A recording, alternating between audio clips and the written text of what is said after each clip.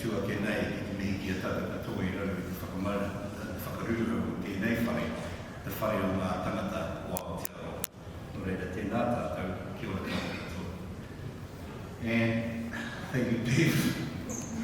And I truly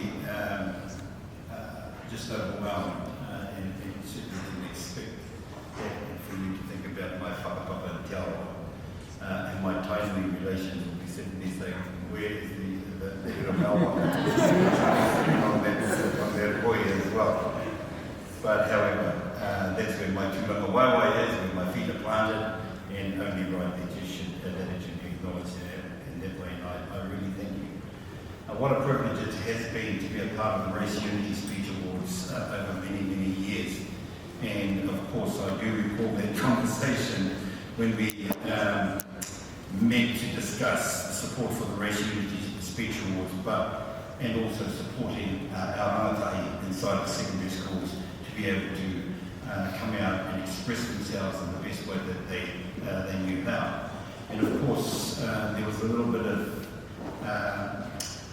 I guess one side of me was leaning towards that because in my former life before I joined the police, I was a school teacher. So I had a passion for teaching back in those days. And tonight when I listened to the speeches being delivered, I thought, Rakesh, this is one night where you should have written me a speech. So also to Hutu Watson, Bev from the Bahai community, members of Parliament, Race Relations Commissioner Meng, for your support over many years. Thank you. From the offering a good conversation in French. Māori boy from Rotorua, speaking French to the French ambassador, and her family lived next door to where he was living in France, or something like that.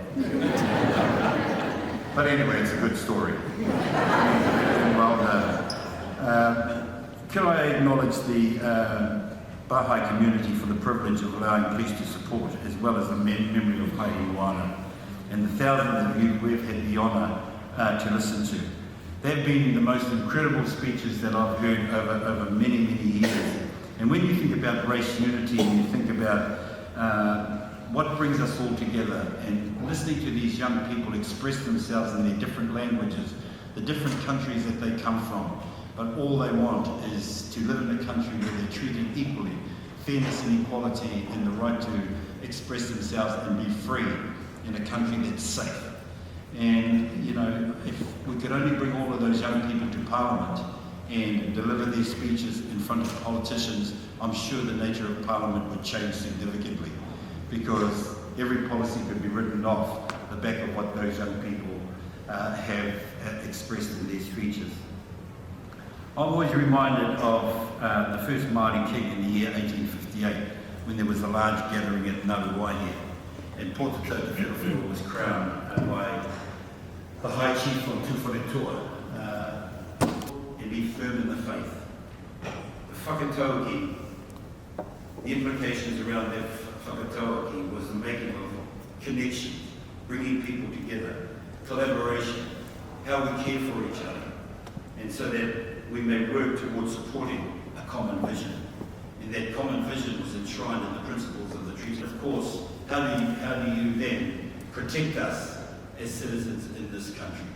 And so those three important principles of participation, partnership and protection was articulated by these clever people, all having a vision for this country.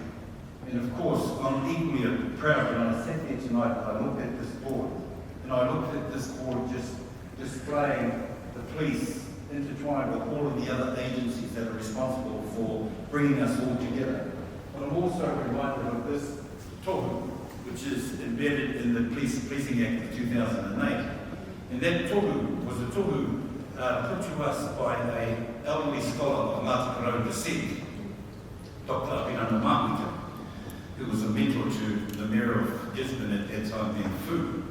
And of course, Dr. Māpika, in his whakatauki, said to us, which has become part of the police folk, how would you say that? It's our guiding force in terms of e tū tipikei o te waka, kia pā kia koe e ngā maru po te wā. And that hoi is like the hoi inside of that waka, and the analogy was, unless we're all in that waka together, heading in the same direction, towards the same goals and the same destiny. And speakers talk about the things that they were discriminated against. Our Chinese speakers, people from Indonesia and other countries right across the globe. You know, it brought tears to your eyes to think about these are the things that young people are facing today in our society. So to the Baha'i faith, thank you for providing the opportunity and allowing our young people to express themselves in the best way that they know how. And I know I did have a couple of things on the script that they did pen a little bit for me. Was next year I look forward to participating in these awards as a member of the audience. Someone else having to make the very difficult decisions as to who the national team is sitting on the side, everyone with their own little biases about who should be winning, who they thought was the best. And of course we'd go furiously writing the scores down, and at the end they'd all come together and say, I think so-and-so. Somebody went, no, I think so-and-so. Well, to your scores? No, not really. It was the best person who came out. And just to acknowledge Lucia, i te whakatuwhero o tō tātou hui i te karakia. Lucia is from my hometown in Rotorua.